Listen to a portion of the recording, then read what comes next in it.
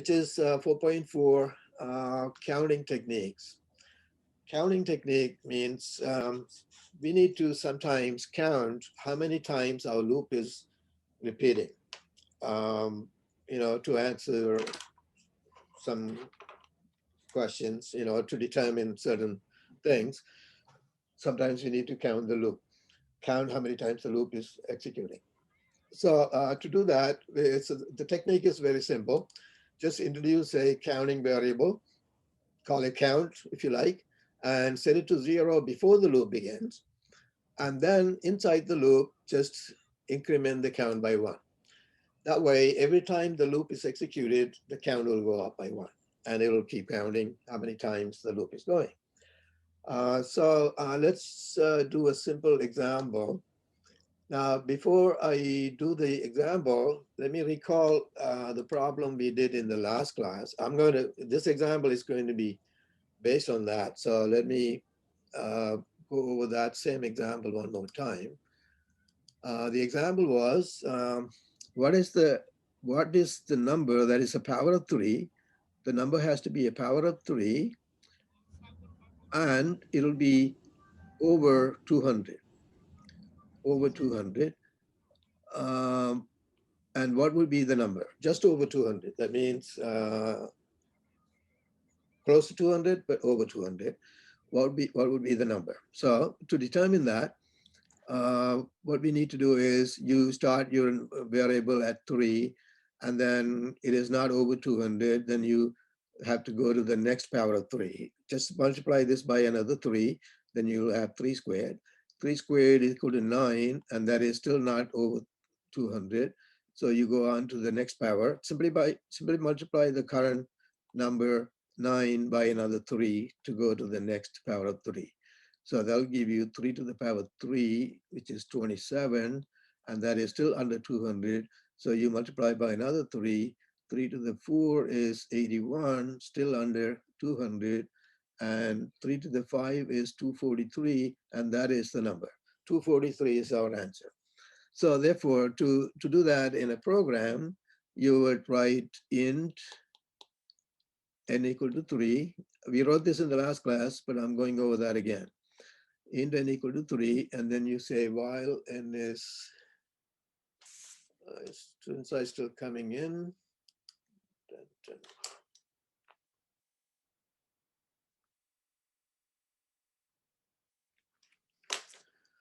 And then while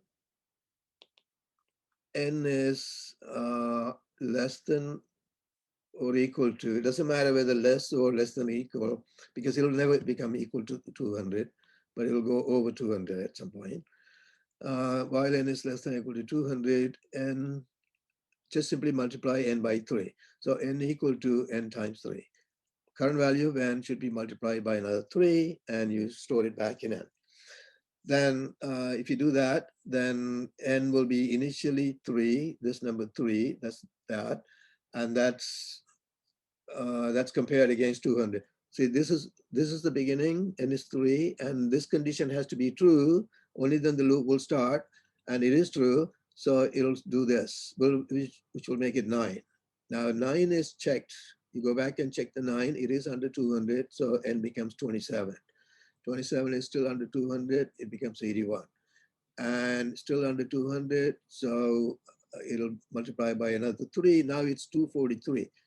That is when n is not less than 200 anymore. Loop ends. When the loop ends, we have the number 243 in n. So we see out that. All right. So now let's say this. So this will print the 243. Let's say the question is slightly changed. It says, find the number that is power of 3, but just under 200. In other words, it's closest to 200, but under 200. What would be the answer to that question? What is the number that's a power of 3, but just under 200? Closest to 200, but under 200. What number is that? 81. 81, exactly. So suppose that is our question. And so how do I change this program to answer that question? In other words, my program should now print 81, not the 243. Anybody?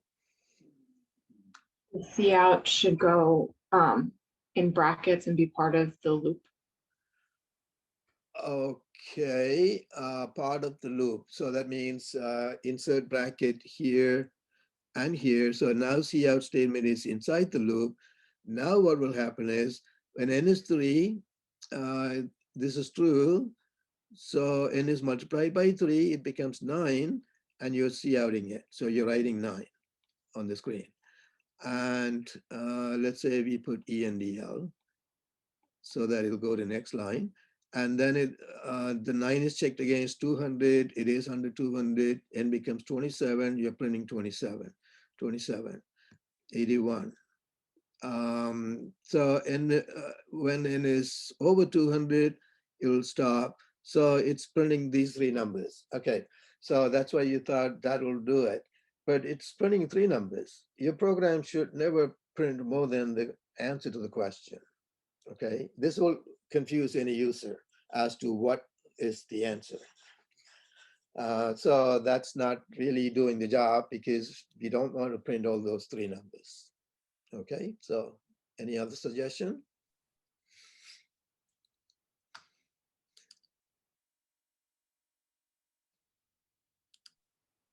Do you have to change it to less than 200 instead of less than or equal to? That won't change anything because n never becomes equal to 200.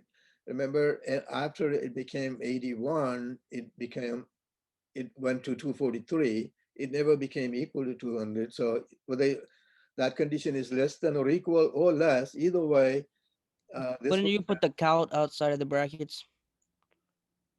C out outside the bracket, so erase the bracket. Yeah.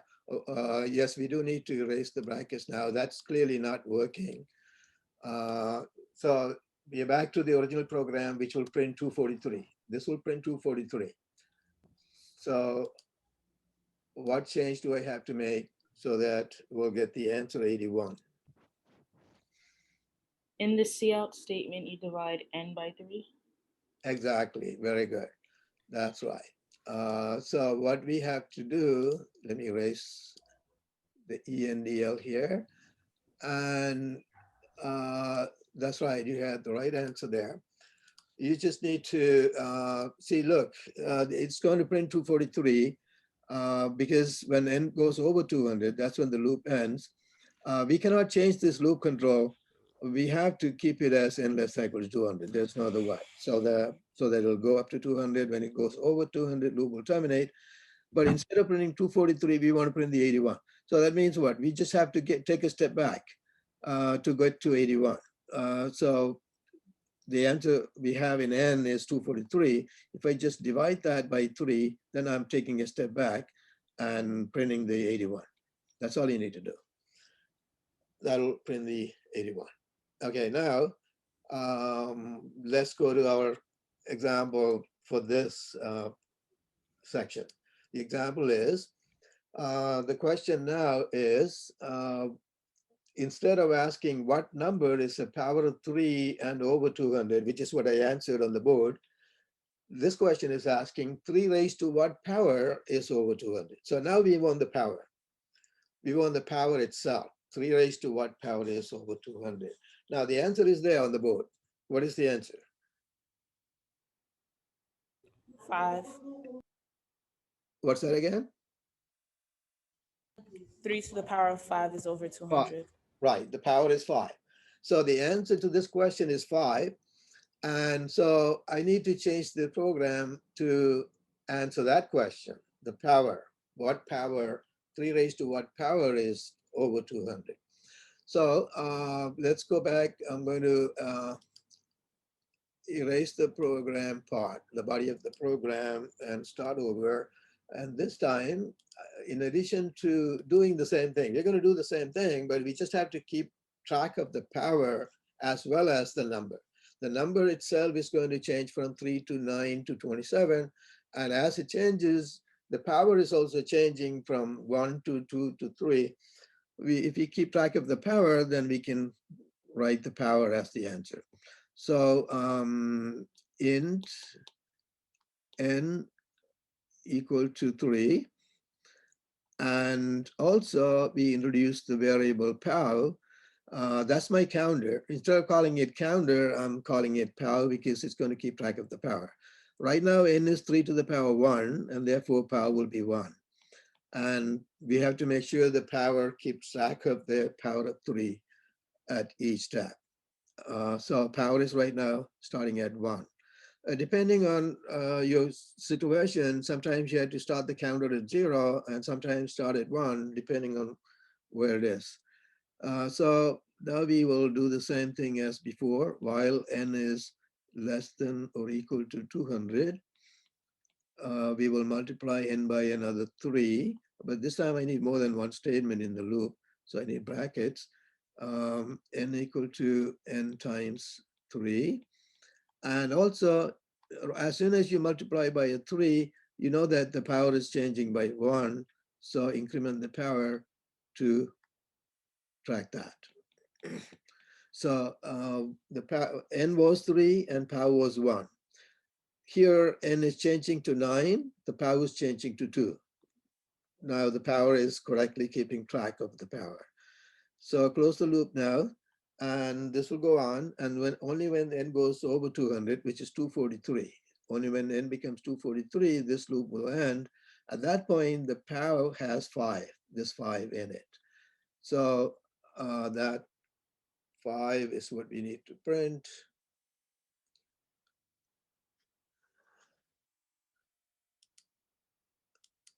So I just need to see out the power instead of n. See out power, and that'll be my answer. Again, similar question. This time, suppose that the problem says 3 raised to what power is just under 200, closest to 200, but under 200. The answer is 4, isn't it? 3 raised to what power is under 200. So what change do I make in my program to answer that question?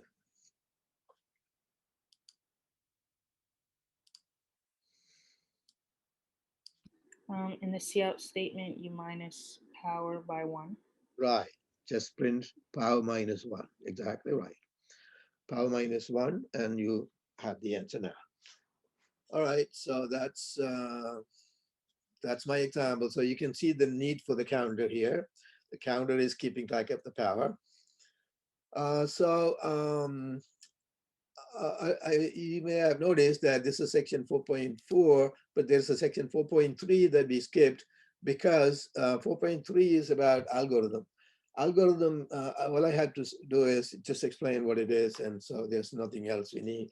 That's why I skipped that.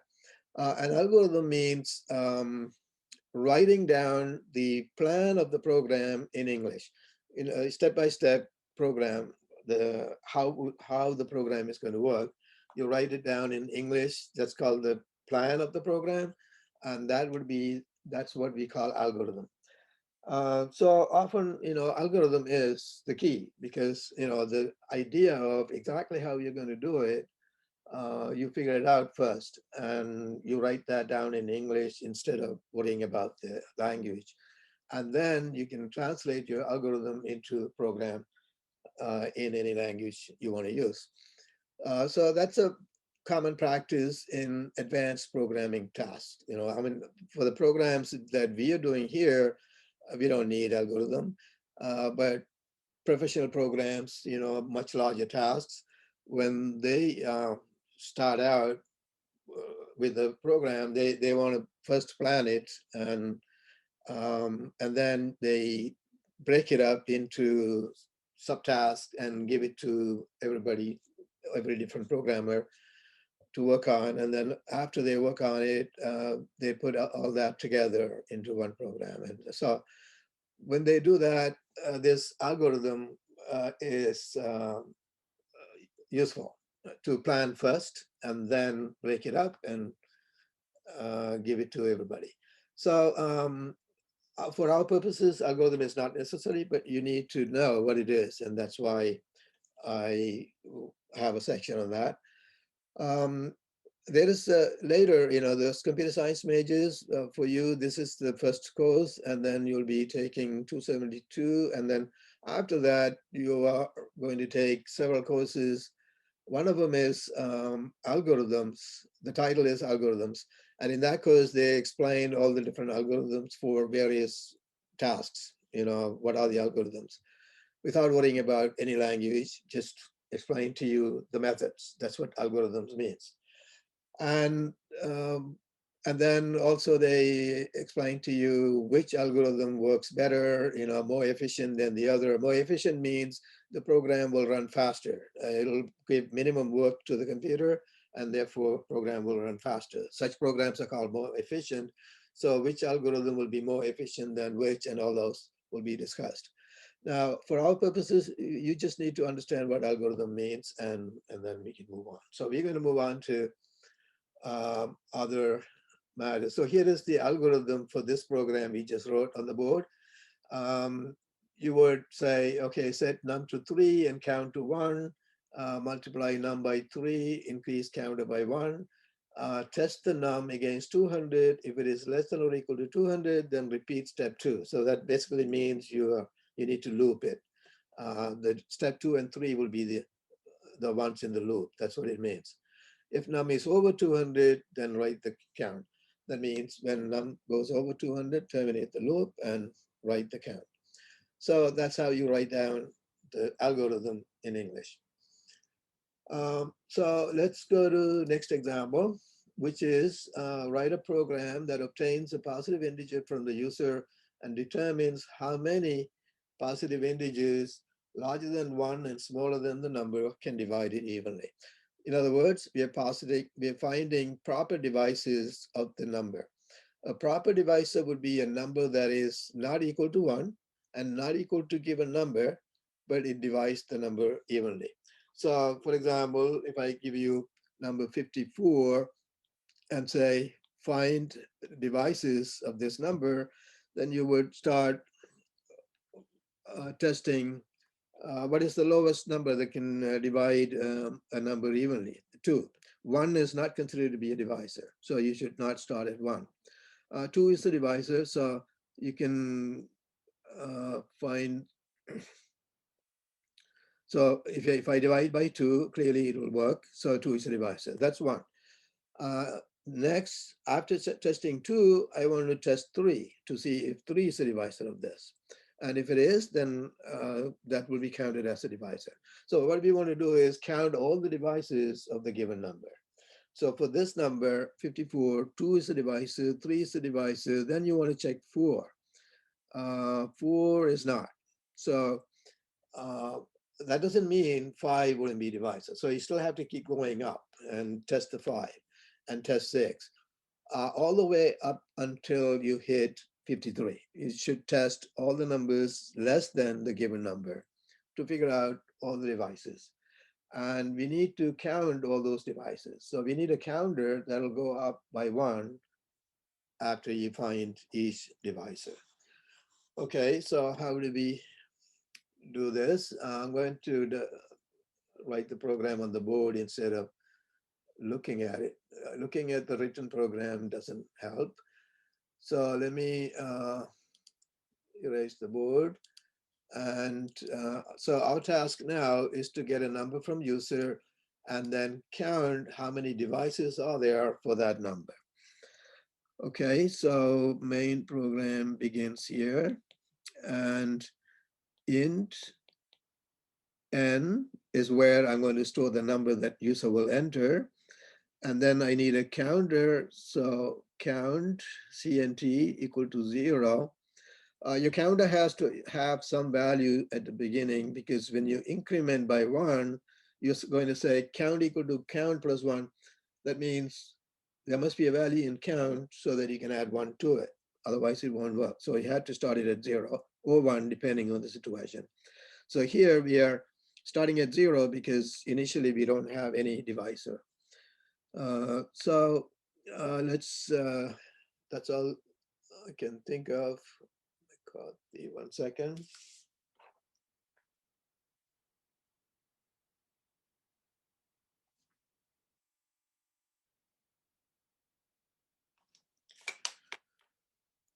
count is 0 initially, and then I'm going to have to use the test number. So let's introduce the test number equal to, the first test number is going to be 2. Say I have to test all the numbers starting at 2 and go up to 3, 4, 5, all the way to 1 less than the given number. So test will start at 2. These are the numbers I'm going to be testing for devices. Okay, then my loop begins. In the loop, I'm going to test to see if this number is a divisor or not. If it is a device, whether it's a divisor or not, I should also test 3, 4, 5, all of those. And if it is a divisor, my counter will go up. That's all I need to know. I need to test this number to see if it is a divisor. And if it is divisor, well, my counter will go up. If it is not divisor, counter will not go up. In any case, my test number has to go to next number, which is 3. And then I had to test the 3. And then test 4. I had to keep testing. So what should be my loop? All right, so let's say, should I write loop in the loop, test the number to see if it is a divisor? Like, how do I test a number to see if it's a divisor? Wait, I have to get the data from user.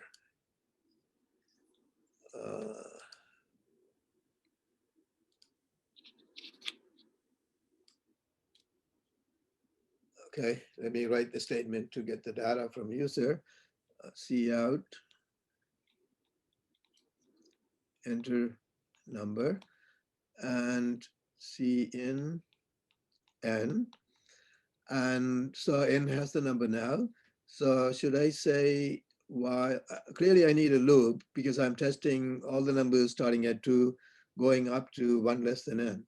So should I say while N modulus test, if test is going to divide N, then N modulus test will be equal to 0. So if it is equal to 0, then it is a divisor. So while if I put this condition as the loop control, then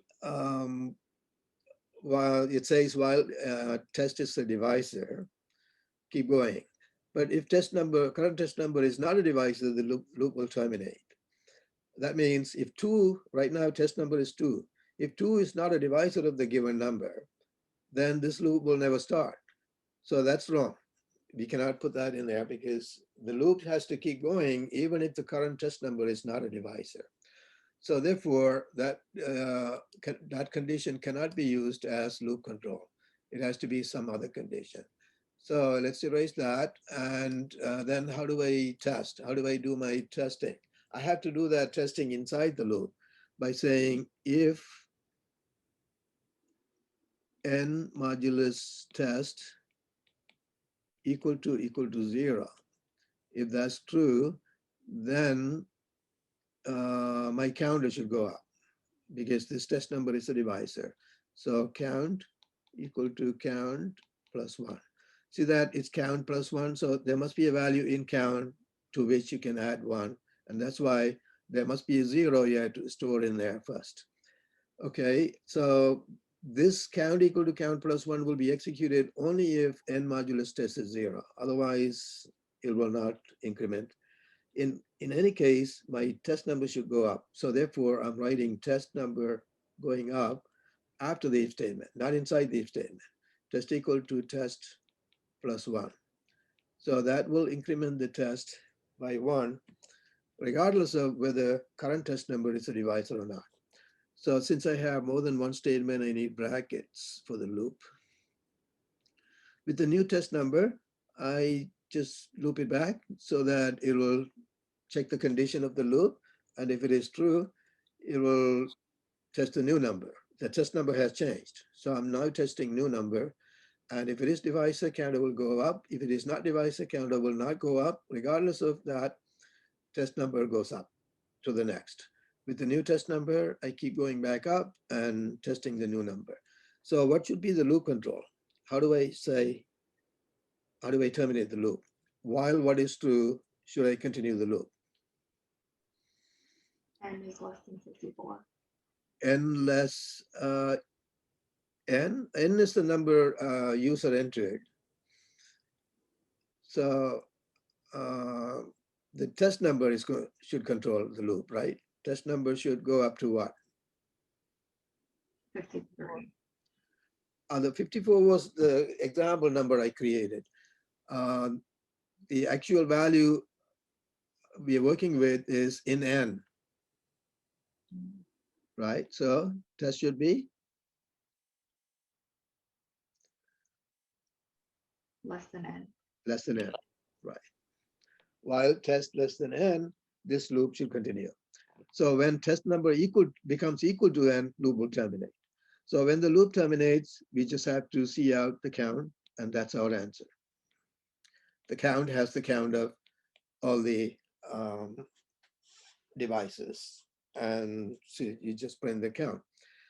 All right, so everybody understand it? Any question? We get the number in n, and then test number started at 2, and while the test is less than the given number, I need to test the number to see if it's a divisor. If it is divisor, counter goes up. If it is not divisor, counter doesn't go up. Regardless of that, test number goes up here. And with the new test number, we go to the top of the loop. As long as test number is under n, we are testing new number and incrementing counter accordingly. And so that will keep the count. And when the loop finishes, the count is done and we print the count. Okay, so this is going to be the program to find the count of all the devices. We call them proper devices. Devices that are not equal to 1 or the given number will be called proper devices. Suppose that I have a different problem now. A prime number. A prime number would be, let me explain. Prime number is a number that doesn't have proper devices. For example, number 13. 13 is only divisible by itself. No other number smaller than 13 can divide it evenly. So this is a prime. And 11 is a prime. And so small prime numbers like this, we can determine ourselves. But what if I want to write a program that will determine whether any given number is a prime or not? All right, so prime number will not have any divisor, any proper divisor, okay? So how do I extend this program to determine whether the number entered by the user is a prime or not? So I don't need to see out the count anymore. Instead, I want to see out the conclusion as to whether the number entered by the user is a prime or not.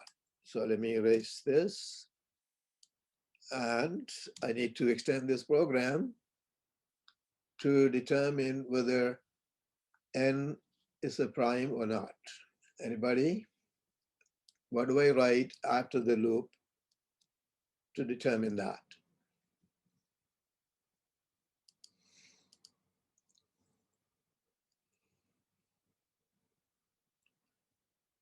If the number entered by the user, which is stored in n, is a prime, then there will be no divisor. So how do I recognize that after doing this loop? This loop is counting all the devices. So what should I say after the loop that will determine whether the given number is a prime or not? Anybody has any idea?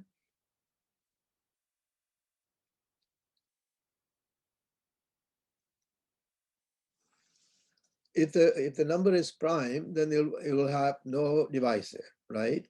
So the counter started at 0, and only if there is any divisor, the counter will change from 0. So if the number is a prime, there will be no divisor. In that case, what will be count? 0. 0.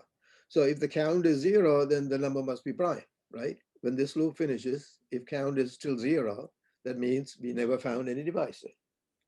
Agree with that? Mm-hmm.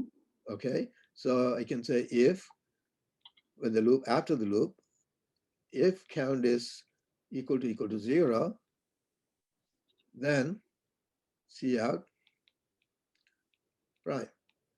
the number is prime. Else, if that is not true, then it is not prime. Determining a number is a prime or not is an important topic. And this is one solution for that problem. So this program will determine whether a number entered by the user is a prime or not. But this program is not efficient program to determine that, determine whether a number is a prime or not. Why is it inefficient? Because we are finding all the devices first and counting them before coming to the conclusion whether it's a prime or not. But in fact, if you find one divisor, immediately you can conclude that it is not prime without finding the other devices. So this program is not doing that. It's finding all the devices. That's why it's doing too much work, unnecessary work, to determine whether it's a prime or not. So even though this program is correct, it'll work, it is considered to be inefficient, and we don't want to write inefficient programs. Inefficient programs are the slower programs. We should always focus on writing the most efficient program. So I'm going to erase the board and I'm going to explain to you how to write more efficient program. A more efficient program that determines whether a number is prime or not will have to test all the numbers, but for divisor. But whenever a number becomes a divisor, our program should not continue with the loop. The loop should terminate and make the conclusion that it is not prime. And then only if the number remains, I mean, the divisor is not dividing, then I have to keep testing all the devices. Whenever I find one divisor, I should stop the loop. So that's, how do I write that? That's our question. So we want to write the program so that it will find the, it'll find the devices, but when it finds any one divisor, it'll terminate the loop and conclude that the number is not prime. Only if the current number is not a divisor, then I have to go on and test the next one, and you have to keep going. All right, so let's see how to do that. So main begins here, and I need to introduce the variables. The variable n will be the one holding the number entered by the user, and I need test to test all the devices. So the test number should begin at 2, and this time I don't need a counter, but remember I said whenever a divisor is found, immediately we should conclude the number is not prime and stop the loop. And so to do that, I need a flag. So in programming, flag variable is an important concept. Flag variable is something that will be flagging something. So here we need to have a flag variable that will flag whether the given number is a prime or not. And therefore, I'm going to call that flag variable is prime, basically asking whether the number is a prime or not. So is prime. And I'm going to set is prime to 1, and to mean the number stored in n is a prime. So as long as the number stored in n is a prime, is prime will remain at 1. And if we conclude that it is not prime, is prime will change to 0. That's what the flag variable is for. So other than that, we're going to start doing everything the same way, testing all the numbers. So ask for the number from user and read the number in the variable n.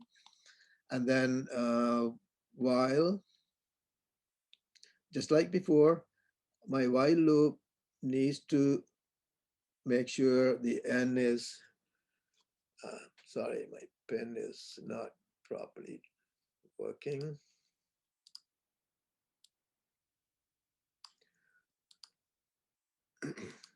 Okay, so while n test is less than n. So that condition needs to be true. But I'm leaving the parentheses open. We may have to add another condition. So just like before, I need an if statement to test my divisor. So if n modulus test equal to 0, that means the test is a divisor now. If test is, if we find divisor, what do we need to do? Remember the flag variable is prime. Is prime will remain at 1 only as long as n is a prime. The variable n, the number stored in n is a prime. If it changes from prime, if we decide that it's not prime, its prime will change to 0. So if test is a divisor right here, if n modulus test is 0, that means test is a divisor. If test is a divisor, then immediately I should change its prime to 0. That's what I'm going to do. That's all I need to do. I'm not counting the divisors anymore. I just need to flag properly. So is prime changes to 0. And if test is not a divisor, I still have to go on to test the next one. So therefore, outside the if, test number will go up to the next. Okay, so I have more than one statement in the loop, so I need brackets. Now, when you use the brackets, remember the brackets should be indented and everything inside the bracket should be indented along with that. Okay, so let's see how it works. Is prime is initially 1, test number is 2, and we get the number from user, and as long as test number is less than n, I'm testing the number, and if it is a divisor, its prime changes to 0. Whether test is a divisor or not, my test number goes up, and the new test number is compared against n. If it is under n, I'm testing the next number. Now notice that this will keep going just the way it was before. Even after the test number is found to be a divisor, which means number n is not a prime anymore, the loop is going ahead with the new test number. And I need to stop. I need to, when the number has been determined to be not a prime, my loop should terminate. It shouldn't test the next number. Anybody see how I can make that work?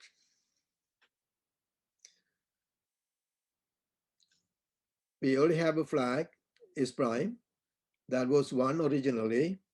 And anytime I find the test number to be dividing the n, if test number is a divisor of n, its prime changes to 0. Flagging that the number is not prime. But still, my test number goes up and I'm testing the new number. But I don't want to do that. If the number n is not a prime, there's no need to test all the numbers to see if they are divisors or not, right? So In the while statement, wouldn't you put and is prime is equal to 1? okay, I think you have the right idea. In addition to test less than n, I need another condition, right? And that would be what again? I said and is prime is equal to 1. Right, you got it. That's it. Okay, I'm glad one student got it. It is prime equal to 1. Remember, the equality comparison is double equal sign. So I'm comparing test, in addition to test number being less than n, I'm saying is prime must remain 1 for the loop to continue. Only as long as both of these are true, loop will continue. So that means whenever is prime changes to 0, this part is not true, so immediately loop terminates. See, so that means if a test number has become a divisor, its prime will change to 0, and as soon as that happens, loop will terminate. It won't test any more numbers. That is the right way to do it. So this program is now efficient, and it will terminate whenever test number becomes a divisor. Only if test number is not a divisor, it will test the next number, which is necessary. So that is the right way to do it. Okay, so when this loop ends, we need to write the conclusion as to whether n is a prime or not. How do I do that? Anybody?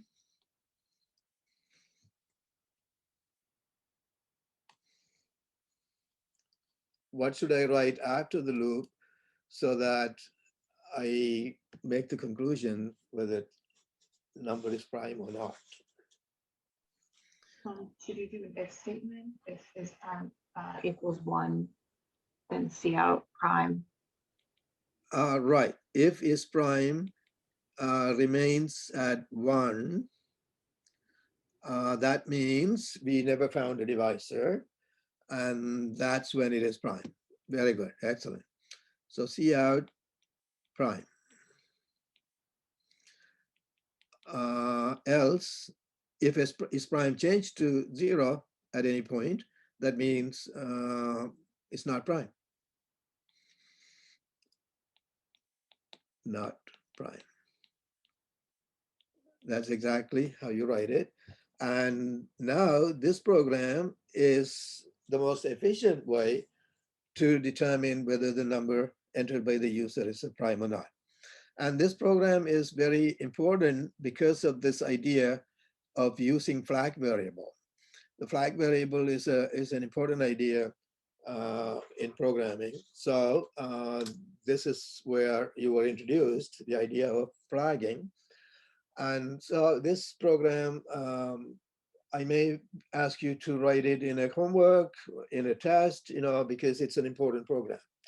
So make sure you understand it. If you don't understand it, you cannot write it correctly, even if you're rewriting. You have to make sure you understand it. Feel free to ask any question if you're not following any part of this.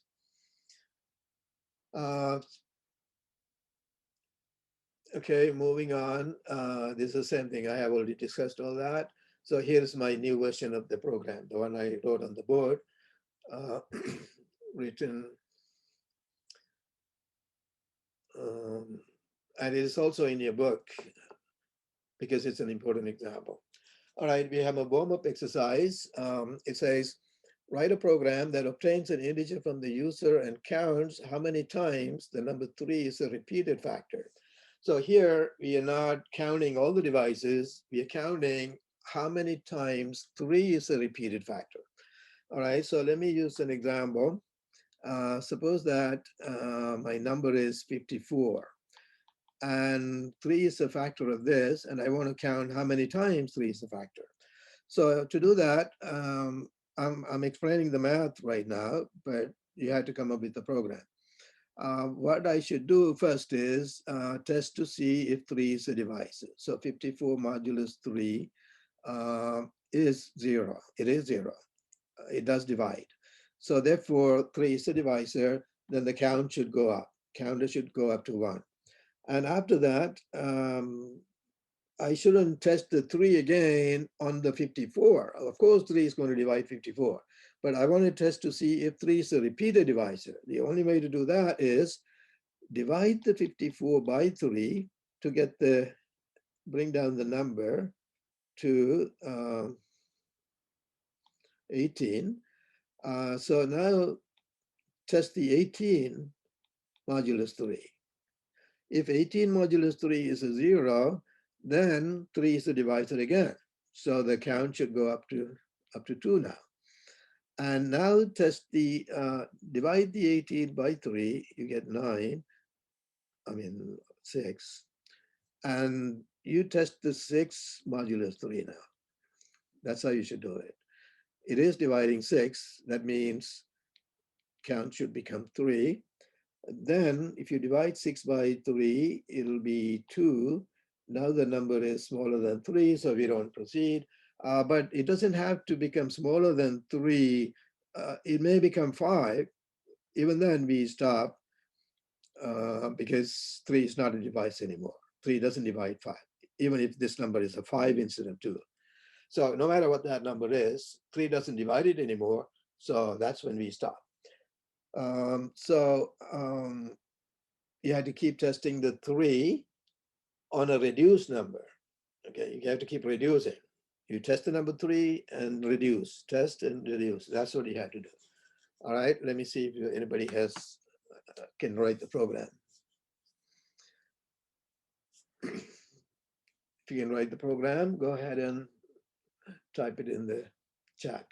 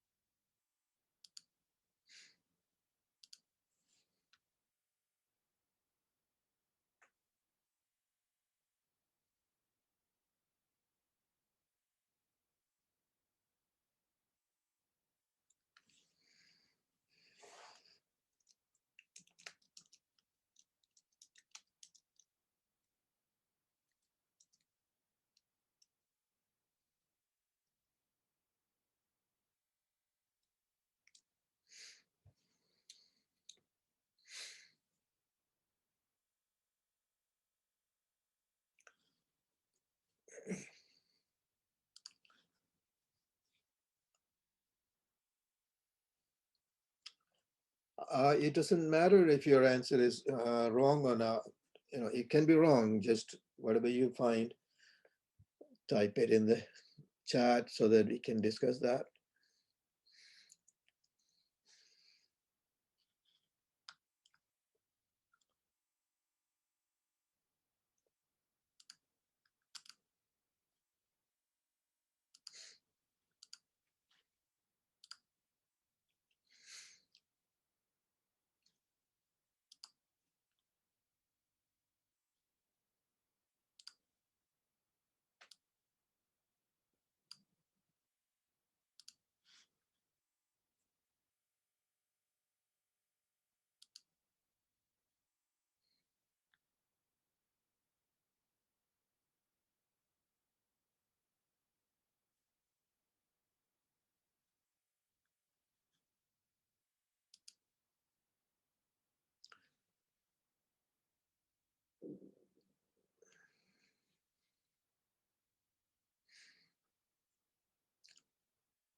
All right.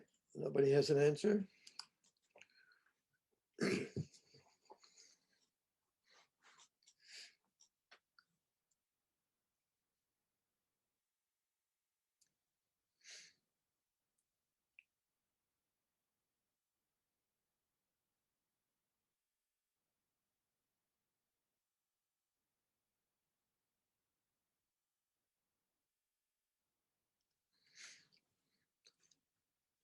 All right, I'm going to explain. There are different ways to write that. I'm going to explain one way.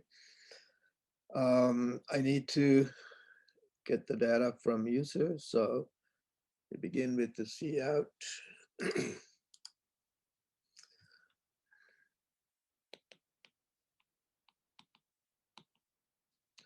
Enter the number and cin n, where n would be declared as integer int n, and also we need a counter to count how many times 3 divides it.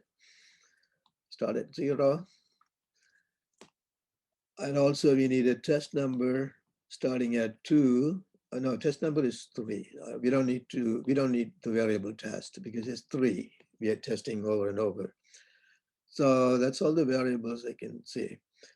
I need to test the number, test to see if n is divisible by 3. See, if n is divisible by 3, my counter should go up. So one way someone would think is this way. If, writing an if inside the while, that would say if n modulus 3 is a 0, then the counter goes up,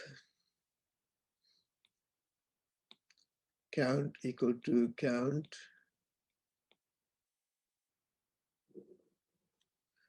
plus 1. But you also have to reduce, like 54 should be if 54, if 3 is a divisor of 54, then we have to reduce the number by 3 to get 18. So I had to change the n. If this is true, then n should change. So n equal to n over 3 divided by 3. If I put both of them inside, then if n is if 3 is a divisor, then it will increment counter and divide the n. And then with that, it'll go back. I only have if statement in the loop right now. So therefore, I don't need brackets. See, even though I have 2 statements inside the if you look at a while, there's only one if statement inside the while. So therefore, I don't need brackets around the if. When you don't need brackets, don't write them. It'll make it more difficult to read. So write only when you need it. The question is then, how do I stop the loop? How do I control the loop? What should be the loop control condition? The test number is not changing. Test number is 3, right?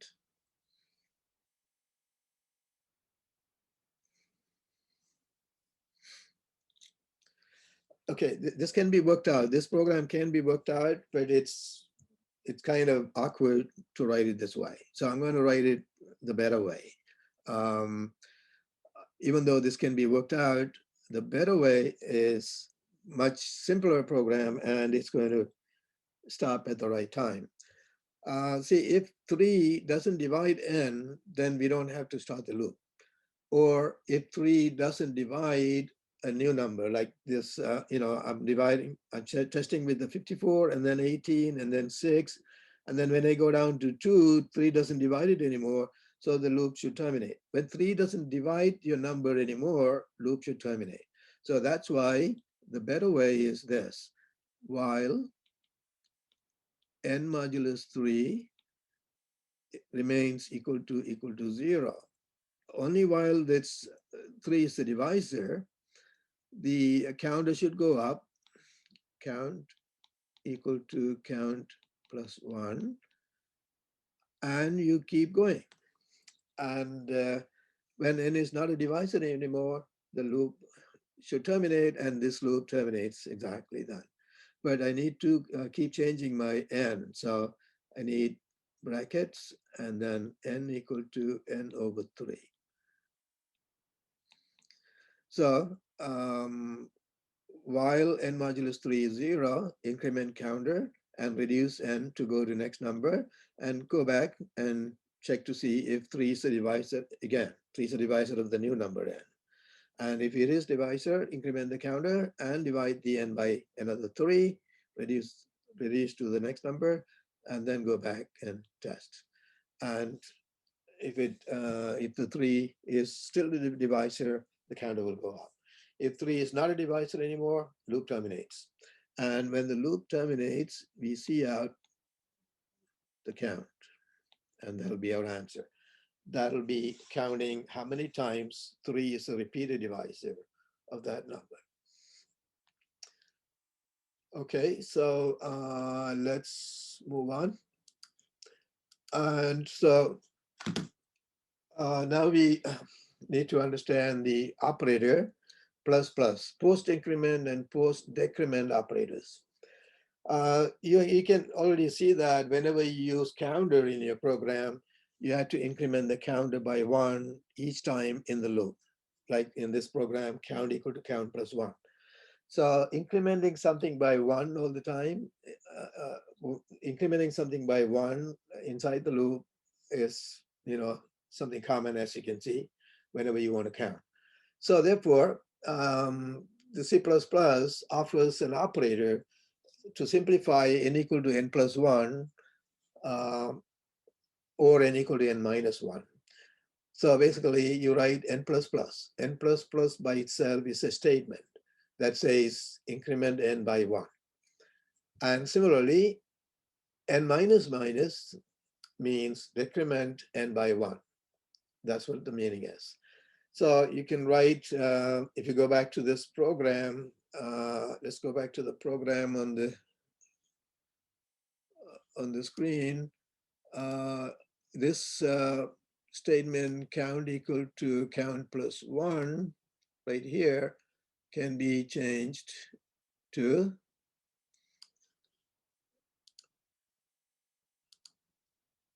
count plus plus, CNT plus plus, semicolon.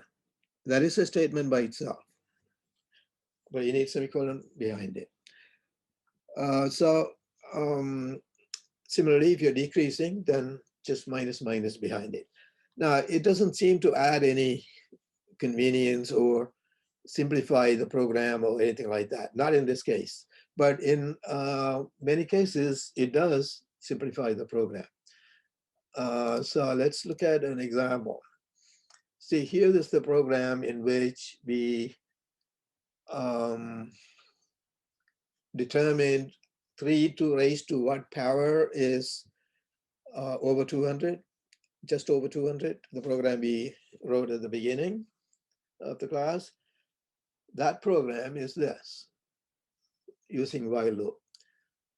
So increment count is 1 initially because 3 is the power, 3 is same as 3 to the 1. The power is 1 here. So count is keeping track of the power. And so count is 1. And then every time we multiply by 3, count increases by 1. So when the loop finishes, see out the count. Now, if I want to write that program with the plus plus operator, then I will write the count equal to count plus 1 as count plus plus. Okay, so other than that, there is no other change in this program. Now, that's not much. It's not changing the program much. It's not reducing the size of the program or anything like that. But an example is coming up that shows that in certain cases, this plus plus operator brings down the size of the program significantly. You eliminate some brackets and things like that. It's coming up later. But before that, we need to just discuss a little more about the plus plus operator.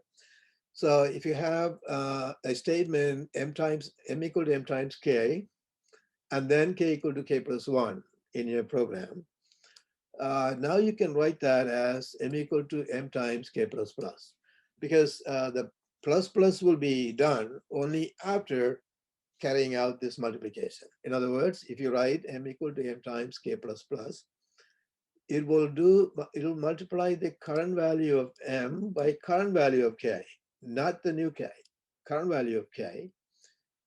Only after that, the k will change. All right, so k will not change until after this current expression is finished. So let me go to the board and explain using some numbers. This is important to understand how the plus plus operator works. So let me use some numbers.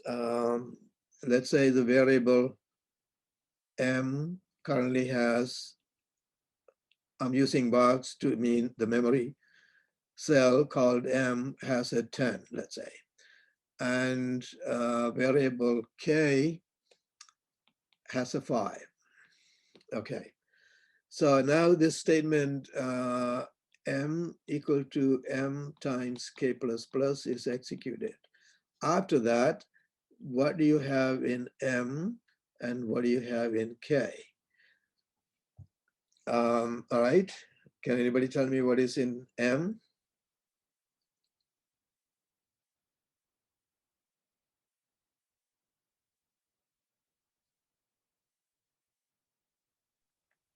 $50. 50 is right.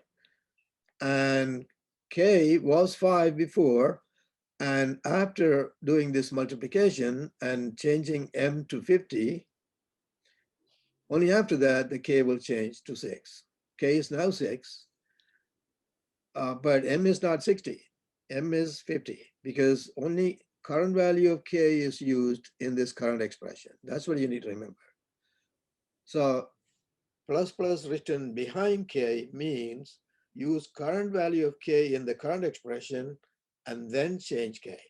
So only k changes afterwards. Okay, so that means Uh,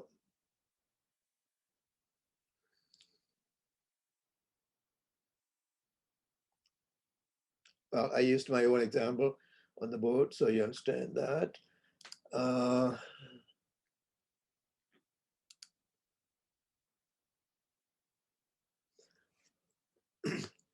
yeah, so here basically I'm explaining the same thing. The m equal to m times k plus plus is essentially same as m equal to m plus k, m times k, and then k equal to k plus 1 after that. These two statements are combined into one statement here.